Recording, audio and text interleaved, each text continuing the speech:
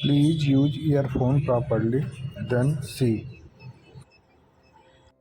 मेरी बहन का बेटा शहर में पढ़ने आया तो मैंने उसे अपने घर पर रख लिया क्योंकि मैं अकेली होती थी। पति मुल्क से बाहर होते थे। पति से बात की तो वो मान गए। मेरी बहन का बेटा मेरा बहुत ख्याल रखता था। बाजार से कुछ भी लाना होता तो वो ला देता।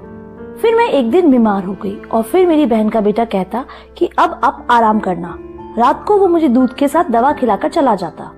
जब सुबह उठती तो मुझे बहुत सुकून होता। एक दिन मेरे पेट में बहुत दर्द हो रहा था। डॉक्टर के पास गई। डॉक्टर ने कहा कि तुम गर्भवती हो।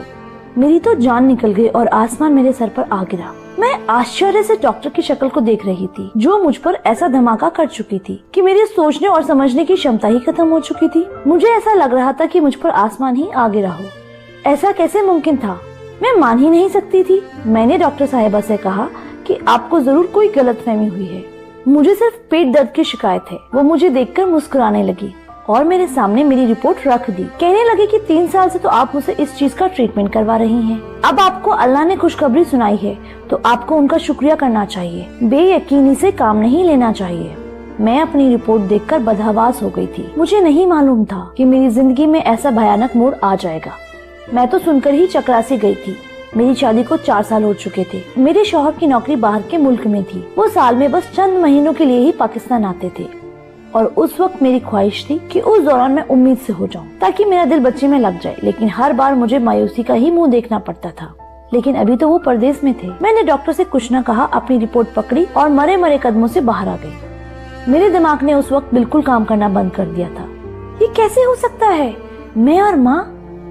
मेरे घर से क्लिनिक का रास्ता बस 1 गली की दूरी का था, लेकिन मुझे अपने कदम इतने भारी लग रहे थे जैसे मेरे कंधों पर कोई बहुत भारी बोझ डाल चुका हो। हम 2 ही व्यक्ति थे। घर में दूसरा तो कोई था नहीं। एक मैं और दूसरा माजिद, मेरी बहन का बेटा। मेरा दिमाग मुकम्मल तौर पर सोचने से कमजोर हो चुका था। क्या सोचती, कैसे सोचती? माजिद मेरा सगा भांजा था, मेरी सगी बहन का बेटा। अपनी सोच के ताने बाने से मैं अभी निकल भी नहीं पाई थी कि सामने घर का गेट देखकर मेरे कदम वहीं रुक गए थे। मुझे लगा था कि मैं क्लिनिक से यहाँ तक अपने बेजान वजूद को किसी लाश की तरह घसीट कर लेकर आई हूँ। मेरे गले में इस कदर ग्रह पड़ी थी कि मुझे सांस लेने में भी घुटन महसूस होने लगी थी। मैंने डोरबेल बजाई। माजिद ने ही दरवाजा खोला। मैं घर के अंदर दाखिल हुई। मुझे देखकर वो मुस्कुराने लगा। मेरे घर के अंदर दाखिल होते ही वो कहने लगा, खाला आज आपने आने में इतनी देर कर दी। मैंने पहले तो आपका खाने पर बहुत इंतजार किया लेकिन फिर मुझसे भूख बर्दाश्त नहीं हुई, इसलिए मैं तो खाना खा चुका हूँ। आपके लिए खाना लगा दूँ? वो मुझसे बातें करता था। मेरी सबसे बड़ी बहन का बेटा जो कि जॉब के सिलसिले में यहाँ शहर आ गया था और पिछले कई माह से यहाँ मेरे पास ही रह रहा था। मेरे शौहर को भी इस बात से कोई एतराज नहीं था। मेरे शौहर मेरे कजन भी थे। इस रिश्ते से जीजी और माजिद भी बहुत बेतकल्लुफ से थे। माजिद के बारे में सब कुछ जानते थे, बल्कि वो तो बहुत खुश थे। उन्हें मेरी फिक्र नहीं सताएगी। खाला कहाँ खो गई हैं? माजिद की बात पर मैं चौंक सी गई। मैंने कहा, कुछ नहीं, मुझे भूख नहीं है, सर में दर्द है, मैं अपने कमरे में जा रही हूँ। मैं माजिद से यह कहकर अपने कमरे में चली गई। अपनी रिपोर्ट दराज में रखी और अपना बेजान वजूद लिए बेड पर बैठ गई। मेरी सोच खत्म हो चुकी थी। माजिद मेरा सगा भांजा था, मेरी बहन का बेटा। उसके बारे में मैं ऐसा सोच भी नहीं सकती थी। मैं बहन भाइयों में सबसे छोटी थी और आपा सबसे बड़ी। जब उसकी शादी हुई मैं उस वक्त 8 साल की थी और जब आपा के घर माजिद पैदा हुआ मैं 10 साल की थी। मेरे आपा का ससुराल काफी मजहबी था। 5 वक्त नमाज पाबंदी से पढ़ी जाती थी और माजिद भी नमाज मस्जिद में जाकर ही अदा करता था। ना मुझे अपनी आपा की तबीयत पर शक था और ना ही माजिद के किरदार पर शक कर सकती थी। लेकिन जो रिपोर्ट मेरे हाथ में थी, मेरा सारा शक माजिद पर ही जा रहा था, क्योंकि मेरे और माजिद के अलावा घर में कोई तीसरा आदमी था ही नहीं जिस पर मुझे शक होता। मैं अपना सर दोनों हाथों में लेकर बैठ गई। मुझे याद आने लगा कि पिछले कई दिनों से माजिद मुझे दूध के साथ दवा देता, जिसे खाकर मैं गहरी नींद में सो जाती और सुबह जब मैं उठती तो मैं बहुत खुश होती हूँ। क्या माजिद मुझे नींद की दवा देता है और मेरे सोने के बाद कुछ करता है? टिप टिप आंसू मेरी आंखों से गिरने लगे। मेरे गले में आंसुओं का गोला था, जिसकी वजह से मेरे अंदर घुटन सी बढ़ती जा रही थी। क्या सगे रिश्ते इतने नापायदार हो चुके हैं कि हवस के आगे कुछ भी नजर नहीं आता? मैं उसकी खाला हूँ, यानी कि माँ की बहन, मतलब माँ ही हुई। वो मेरा खास है, मेरा उससे पर्दा भी नहीं है। कैसे वो मेरे बारे में ऐसा सोच सकता है? कैसे उसका दिल उस गुनाह के लिए मान सकता है? मैं बहुत रो रही थी। इसका अंदाजा शायद कोई लगा ही नहीं सकता था जो मैं सह रही थी। एक नाकाबिले बर्दाश्ती हालत थी। मुझे याद आने लगा कि जब वो बचपन में आपा के साथ में होता था तो मेरी गोद में आ जाता था। अपनी तोतली जुबान में मुझे खाला के बजाय ताला ताला कहता था। मैं सबसे छोटी थी और वो आपा की सबसे पहली औलाद, इसलिए मायके में उसका सबसे ज्यादा वक्त मेरे साथ ही गुजरता था। तब मेरी शादी होने वाली थी, तब वो नया नया कॉलेज में गया था। मुझे मजहर के नाम से बहुत चिढ़ा करता था, कहता था कि आप इतनी खूबसूरत मनमोहिनी सी हैं, और वो एक लंबे चौड़े गबरू जवान से, और ऊपर से हैं भी बहुत गुस्से वाले। खाला, मजहर अंकल आपके साथ बिल्कुल सूट नहीं करेंगे, आपके लिए तो कोई मुझ जैसा स्मार्ट सा लड़का अच्छा लगेगा। हर वक्त वो मुझे मजहर के हवाले से छेड़ता रहता, हंसता रहता, मजाक करता था। मैं उसे बस घूरती रहती थी और मेरी और उसकी अंडरस्टैंडिंग भी बहुत अच्छी थी। जब वो यहाँ आया था, मुझसे देर रात तक बातें करता रहता था, हंसता था, मजाक करता था। अब भी यही कहता है कि मुझे लगता है कि मजहर अंकल ने प्रदेश में किसी मीम से शादी कर ली है, तभी तो वापस आने का नाम नहीं लेते। जब मैं उसे गुस्से से घूरती तो हंसने लगता। उसे देखकर कभी मुझे ऐसा नहीं लगा था कि वो मेरे साथ ऐसी घटिया हरकत भी कर सकता है। मैं इन्हीं सोचों में गुम थी, तभी माजिद मेरे दरवाजे पर दस्तक देकर अंदर आ गया। अब भी उसके हाथ में दूध का गिलास और मेडिसिन थी। वो बड़े नॉर्मल अंदाज में मेरे सामने बैठ गया, लेकिन उसके बेड पर बैठते ही मैं खौफ से पीछे हट गई, जैसे ना जाने वो क्या कर देगा। और ये जाहिर सी बात थी, जो कुछ भी डॉक्टर से सुनकर आ रही थी। मेरी जगह उस वक्त कोई भी होता, वो भी ऐसे ही खौफ में आता। मैं अकेली उस वक्त माजिद के साथ उस घर में मौजूद थी। वो मुझे यूँ डरा हुआ देखकर हैरान हो गया था। क्या बात है खाला, आप इतना घबरा क्यों रही हैं? सब खैर तो है ना? ये दूध पीजिए और आराम कीजिए। माजिद ने मेरी तरफ दूध का गिलास बढ़ाया। मैंने गिलास उसके हाथ से लेकर साइड पर रख दिया और सख्त लहजे में उनसे कहा, जाओ यहाँ से, मुझे नींद आ रही है। क्योंकि मैं जानती थी अब वो मेरे पास बैठकर अपने ऑफिस के किस्से सुनाएगा, और जब तक मेरी आंखें नींद से चूर न हो जाएंगी वो उठकर बाहर नहीं जाएगा। मेरे सख्त लहजे पर वो घबरा सा गया, कुछ हैरान भी था। क्या बात है खाला, आपकी तबीयत तो ठीक है? शायद मेरे रूखे लहजे से वो परेशान हुआ था। मुझे उस पर और भी गुस्सा आने लगा। कैसे कैसे ड्रामे वो मेरे सामने रच रहा था, जैसे बहुत मासूम हो, अनजान हो, बहुत नेक हो। पहले तो मेरा जी चाहा कि एक जोर से थप्पड़ उसके मुंह पर मार डालूं और फिर अपनी रिपोर्ट उसके सामने दे मारूं। देखो तुम्हारी शराफत का सबूत, और उसको धक्के देकर बाहर निकाल दो। लेकिन मैं चाहती थी कि उसे रंगे हाथों पकड़ूं, वरना वो मुकुर जाएगा। मेरे सर में दर्द है, मुझे तो बिल्कुल जगाने के लिए मत आना, मैं सोना चाहती हूँ। मेरे उकड़े लहजे के सामने वो चुप सा था और उठकर कमरे के दरवाजे तक चला गया। आप आराम करो, और हाँ, दूध जरूर पी लीजिएगा, खाना भी नहीं खाया हुआ है आपने। मुझे दोबारा से दूध पीने को कह के वो कमरे से बाहर चला गया। मैं वही तो जानना चाहती थी कि दूध और दवा खिलाकर ये कौन सा घिनौना खेल मेरे साथ खेलता है। मैंने वो दूध का गिलास लिया और उसे खिड़की से बाहर फेंक दिया, जो बाहर गली की तरफ खुलती थी, और मेडिसिन भी दराज में रखकर लाइट बंद करके कमरे में सो गई। अब मुझे उस वक्त का इंतजार था जब माजिद मेरे कमरे में आता है। 1 घंटा गुजर चुका था, लेकिन मेरे कमरे में कोई नहीं आया। उसका इंतजार करके तंग आ चुकी थी और मुझे नींद भी आने लगी थी, इसलिए सोचा कि खुद ही देखाऊं कि वो क्या कर रहा है। मैं उठ के अपने कमरे से बाहर निकली तो आंगन भी खाली सा था। सामने का कमरा माजिद का था। मैंने धीरे से जाके जब उसके कमरे का दरवाजा खोला तो मेरे होश ही उड़ गए।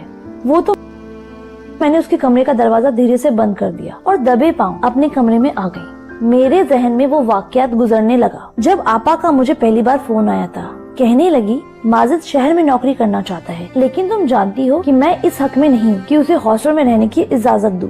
कई किस्म के नौजवान होते हैं, मेरा माजिद सीधा साधा सा है, कहीं गलत लोगों में न फंस जाए, सिगरेट और दूसरे नशों का आदी न हो जाए। तुम तो जानती हो कि हमने कैसे उसकी देखभाल की है।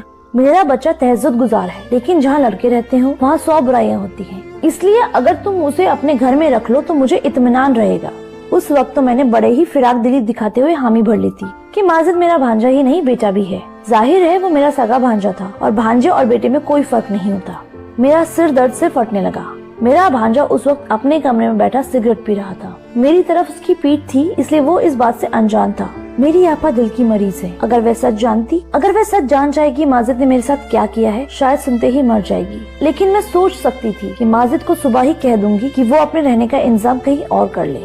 मैं उसे अपने घर पर नहीं रख सकती। मैंने अपना कमरा लॉक किया और सो गई। सुबह मेरा दरवाजा बड़ी जोर से धड़धड़ाया गया। मैं उठी और दरवाजा खोला। जब मैंने दरवाजा खोला, सामने देखा माजिद मुझे बहुत गुस्से से देख रहा था। दरवाजा क्यों लॉक किया था आपने खाला? उसका मुझ पर रौब जमाकर पूछना तो मुझे दबा के रख दिया। वो होता कौन था मुझसे इस लहजे में बात करने वाला? उसे शायद तकलीफ इस बात की हो रही थी कि उसका रास्ता मैंने बंद कर दिया था, जो वो गुनाह मेरे साथ कर रहा था। शायद उसकी तलब ना पूरी होने की वजह से वो यूँ उखड़कर मुझसे बात कर रहा था। मैंने कहा कि तुम होते कौन हो मुझसे ये पूछने वाले? मेरी भी बुलंद आवाज को सुनकर वो कुछ हैरान हुआ। फिर नरम लहजे में बोला, खाला रात को आपकी तबीयत ठीक नहीं थी, मुझे आपकी फिक्र थी। मैं कब से दरवाजे पर दस्तक दे रहा था, लेकिन जब आपने जवाब नहीं दिया तो परेशान हो गया कि कहीं आप बेहोश तो नहीं हो गए हो। इसलिए मैंने दरवाजा खोलना चाहा तो वो लॉक था, इसलिए मैं परेशान हो गया था। आप प्लीज दरवाजा लॉक मत किया करें। मुझे उसकी झूठी फिक्रमंदी और दिखावे की परेशानी देखकर बहुत गुस्सा आया। मैंने कहा कि मेरी फिक्र करने की तुम्हें कोई जरूरत नहीं है, मैंने तीखे लहजे में कहा और अपने कमरे से बाहर निकल गई। अपने लिए नाश्ता बनाया और नाश्ता करके अपने पड़ोस में अपनी एक सहेली के घर चली गई। मेरे पड़ोस में भी मेरी उम्र की ही लड़की रहती थी, शादीशुदा बच्चों वाली थी। जब मेरे मियाँ मुल्क से बाहर जाते वो औरत बहुत ख्याल रखती थी मेरी उससे दोस्ती भी बहुत थी। उसके शौहर भी मुझे छोटी बहन जैसा ही समझते थे। जब भी बाजार से कुछ लेने जाते तो मुझसे पूछते कि बहन कुछ मंगवाना तो नहीं है, बिना तकलीफ के बता दिया करो। मैं अक्सर ही उनसे सामान मंगवा लिया करती थी, लेकिन जब से माजिद आया था मैं हर काम माजिद से ही कहती थी। उस वक्त तो मुझे अपने पड़ोस जाहिदा से ही काम था कि मुझे अपना अबॉर्शन करवाना था। मेरे मियाँ 2 माह बाद आने वाले थे। मेरे पास इस गुनाह को खत्म करवाने के अलावा कोई दूसरा रास्ता ही नहीं था, लेकिन मुझे ये नहीं समझ आ रहा था कि जाहिदा से कहूँगी क्या। ना जाने वो मेरे बारे में क्या सोचेगी, लेकिन मुझे किसी न किसी औरत की तो जरूरत थी, वो भी बिना सच बताए। मुझे यह कदम उठाना ही था, क्योंकि अगर आपा को मैं सच बताती हूँ तो वो सह ना सकती। अगर शौहर से सब कुछ कहती हूँ तो वो मुझे कभी अपनी पत्नी न मानता, मेरा घर बर्बाद होकर रह जाता। मैं एक ऐसी कशकश का शिकार थी कि मैं ही जानती थी। मैंने जाहिदा से कहा मेरे पेट में बच्चा है और मुझे उसका अबॉर्शन करवाना है, इसलिए वो मेरे साथ डॉक्टर के पास चले। वो मेरी बात मान गई। मैं अपने डॉक्टर के पास नहीं गई थी जिससे कई सालों से मैं इलाज करवा रही थी, बल्कि एक नई लेडी डॉक्टर के पास गई और उससे कहा कि वो मेरा एक काम आराम से कर दे तो मैं उसे ठीक ठाक पैसे दे दूंगी। वो लेडी डॉक्टर मान गई, लेकिन उसी रात मेरे साथ कुछ ऐसा हुआ कि मेरी रूह कांप गई। मैंने रात को घर आते ही माजिद से कह दिया कि मैं तुम्हें अपने घर पर नहीं रख सकती हूँ, इसलिए 2-3 दिन में वो अपने रहने का इंतजाम जहाँ चाहे वहाँ कर ले। मेरी बात सुनकर वो हैरान सा होकर रह गया। खाला, ये क्या कह रही हैं आप? मैं क्यों आपको छोड़कर जाऊंगा? मेरा मसला नहीं है, मैं तो कहीं भी रह लूंगा, लेकिन आप अकेली कैसे रहेंगी? मुझे माजिद की मेरे लिए फिक्रमंदी भी खल रही थी। मैंने कहा मैं तुम्हारे आने से पहले भी तो अकेली ही रहती थी, जल्द से जल्द अपना इंतजाम कर लो। वो जवाब में कुछ नहीं बोला, लेकिन चेहरे से परेशान जरूर लग रहा था। मैं अपने कमरे में आकर सो गई। अब मैं कमरा लॉक करके सोती थी। कुछ ही देर में मैं सो गई, फिर मुझे कुछ होश ही नहीं रहा था। रात को जब मेरी आँख खुली तो मुझे लगा कि मेरे बराबर में कोई सो रहा है, लेकिन मेरे कमरे में बहुत अंधेरा था कि मैं उस शख्स को देख ही नहीं पा रही थी। बस ये नजर आ रहा था कि मेरे बराबर में कोई सो रहा है। मैं बुरी तरह से डर गई थी। मुझे जल्दबाजी में कुछ न सूझा तो मैं चिल्लाने लगी। अगले ही पल मेरे बराबर में लेटा हुआ शख्स उठकर बैठ गया। इससे पहले कि मैं बेड से उठकर जाती, उस शख्स ने मेरे मुंह पर हाथ रख दिया। अब तो मैं बदहवास सी हो गई थी। इससे पहले कि मैं अपने बचाव के लिए कोई उपाय सोचती, उस शख्स ने साइड पर रखा हुआ लैंप ऑन कर दिया। उस शख्स को देखकर मैं अपने होश खो बैठी थी। मेरे सामने मेरा शौहर था। मजहर कब घर आ गए थे वो भी बिना कुछ बताए। वो अचानक से आ गए थे। वो मुस्कुराने लगे, कहने लगे तुम्हें सरप्राइज देना चाहता था। जब मैं घर पहुंचा तो माजिद ने दरवाजा खोल दिया था। उसे मालूम था कि मैं आ रहा हूँ, लेकिन जब मैं कमरे में आने लगा तो कमरा लॉक था। मत पूछो, खिड़की के रास्ते से मुझे अंदर आना पड़ा। अजीब हो तुम भी, यहाँ कौन सा कोई गैर था जो तुम दरवाजा लॉक करके सोई थी? मजहर की बात का मैं क्या जवाब देती? मैं उस वक्त बहुत ज्यादा दिल बर्दाश्त हो गई थी, इसलिए मजहर के गले लगकर मैं बेतहाशा रोने लगी। वो तो मुझे यूँ रोता हुआ देखकर समझा कि मैं उसके बिना उदास हो गई हूँ, इसलिए यूँ उन्हें अचानक सामने पाकर रोने लगी हूँ। लेकिन हकीकत तो मैं ही जानती थी कि मुझ पर क्या बीती है। वो मुझे तसल्ली देने लगा। सुबह जब मैं उठी तो मजहर अभी भी सो रहे थे। मैं बहुत परेशान थी। आज मुझे डॉक्टर के पास अबॉर्शन करवाने जाना था, लेकिन मजहर की मौजूदगी में ये मुमकिन नहीं था। अब मैं यह सोचकर परेशान थी कि मजहर से क्या बहाना बनाऊंगी, कैसे बात छुपाऊंगी।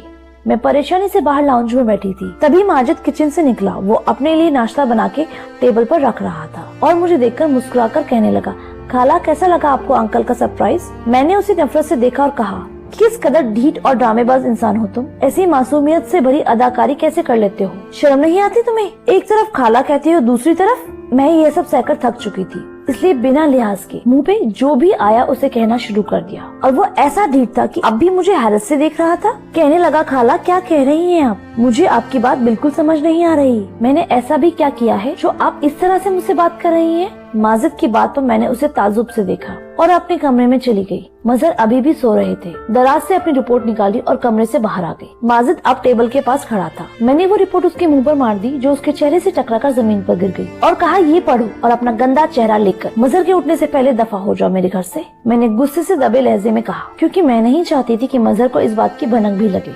माजिद ने वो रिपोर्ट जमीन से उठाकर खोली। जैसे ही उसने पढ़ा तो उसके चेहरे की रंगत उठ गई। चेहरे पर बदहवासी सी छा गई। इससे पहले कि वो कुछ बोलता, मजहर आंगन में आ गए थे। पता नहीं कैसे, लेकिन वो सीधा माजिद के पास गए और रिपोर्ट उसके हाथ से लेकर पढ़ने लगे। उन्हें देखकर तो मेरी जान ही मेरे तन से जुदा हो गई थी। मेरा घर बर्बाद हो जाएगा, मजहर तो मुझे तलाक ही दे देंगे। मैं बुरी तरह से चकरा कर गिर गई थी। जब मुझे होश आया तो मैं हॉस्पिटल में थी, मुझे ड्रिप लगी हुई थी। मजहर बड़ी संजीदगी से मुझे देख रहे थे। मेरी तो रूह फना हो गई थी। माजिद भी वहीं खड़ा था। मैं मजहर को देखकर रोने लगी। मैंने कहा कि मेरा कोई कसूर नहीं है मजहर। माजिद मुझे नींद की मेडिसिन देता था। मुझे कुछ पता नहीं है, खुदा के लिए मुझे तलाक मत दीजिए। मैं आपसे बहुत मोहब्बत करती हूँ, मैं आपके बगैर नहीं जी पाऊंगी। मैं बिस्तर पर लेटे लेटे हाथ जोड़कर मजहर से माफी मांग रही थी। वो मेरे पास आए, मेरे जुड़े हुए हाथों को अपने हाथों में लिया और कहने लगे, तुम परेशान मत हो, मैं तुम्हें नहीं छोड़ूंगा। मैंने तुम्हारे सारे टेस्ट नए सिरे से करवाए हैं। तुम प्रेग्नेंट नहीं हो। शायद किसी और की रिपोर्ट तुम्हारी रिपोर्ट से बदल गई थी। ना तुम गुनहगार हो और ना ही माजिद ने ऐसा कुछ किया है। तुम उसके किरदार पर शक मत करो, बस एक अलग रिपोर्ट के अदल बदल है। यह सब गलत फहमी है। माजिद की तरफ जब मेरी नजर पड़ी तो वो रो रहा था, बिना आवाज के आंसू बहा रहा था। मुझे देखकर मेरे पास आ गया, कहने लगा, खाला आपने सोच भी कैसे लिया कि मैं ऐसा कर सकता हूँ, वो भी आपके साथ। मैंने अपनी माँ में और आप में कोई फर्क नहीं देखा। मैंने तो कभी किसी गैर लड़की को भी नजर उठाकर नहीं देखा, तो आप मेरी माँ की जगह हैं। मैंने कहा कि मैंने तुम्हें नशे की सिगरेट पीते हुए देखा था। वो कहने लगा कि मैं नशे की सिगरेट हरगिज नहीं पीता। हाँ, कभी कभार अपना कमरा बंद कर सिगरेट जरूर पी लेता हूँ। आपका ख्याल इसीलिए रखता था कि मैंने अपना बचपन आपकी गोद में गुजारा है। इसीलिए जैसे मैं अपनी अम्मी के लिए खाने पीने और दवा का ख्याल रखता था, आपका भी रखने लगा। मुझे पता होता कि आपको मेरी वजह से तकलीफ होती थी तो मैं कभी भी यहाँ आता ही नहीं। वह रो रो कर अपनी बातों को वजाहत दे रहा था। एक गलत रिपोर्ट ने मुझे शर्मिंदा करके रख दिया था। क्या किया मैंने अपने भांजे के खिलाफ, ये नहीं सोचा था मैंने। लेकिन मेरे दिमाग में ये भी ख्याल नहीं आया कि अक्सर रिपोर्ट भी गलत निकल आती है। मैं सोच रही थी कि काश एक बार अपनी रिपोर्ट दोबारा से टेस्ट करवा ली होती तो ऐसा ना होता। धन्यवाद दोस्तों।